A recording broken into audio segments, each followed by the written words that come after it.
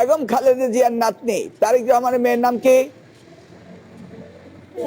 জায়মা রহমান। আচ্ছা ভাই, আমার একটু বলেন তো, দেশনেত্রী বেগম খালেদা জিয়ার নাতির নাম কি? এইটা জেনে ওই ক্লাস 2 এ পড়ার ছাত্রর কি লাভ আছে? এটা জানার দরকারটা কি? শিক্ষামন্ত্রী যে প্রশ্ন করলেন যে বেগম খালেদা জিয়ার নাতির নাম কি, জায়মা রহমান, এইটাই ক্লাস 2 এর বাচ্চার জানতে হবে কেন, পড়াইতে হবে কেন, শিখাইতে হবে কেন? কারণটা কি? মানে এটা কোন কাজে লাগবে? এইটা দিয়ে তার কি লাভটা হবে, কি ফায়দাটা হবে কি তার? বিন্দু পরিমাণ ফায়দা আছে? নাই। গত 17 বছর শেখ পরিবারের সমস্ত কিছু আমাদের পাঠ্য বইগুলোতে ছিল, এবং ওইগুলো পরীক্ষার সময় আসতো।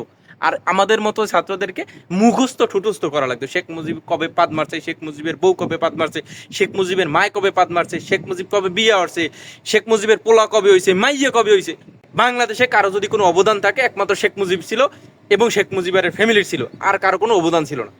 এখন যদি আবার সেই কালচারে ফিরে যাইতে চায় বিএনপি, বাংলাদেশে একমাত্র জিয়াউর রহমান, জিয়াউর রহমানের ফ্যামিলি ছাড়া আর কারো কোনো অবদান নাই, এগুলো যদি করা হয়, তাহলে যেভাবে শেখ মুজিবের প্রতি মানুষ এখন ঘৃণা পোষণ করে, শেখ মুজিবের প্রতি মানুষের যে ঘৃণা, আমরা চাই না জিয়াউর রহমানের প্রতি, দেশনেত্রী বেগম খালেদা জিয়ার প্রতি মানুষের সেই ঘৃণা আসুক।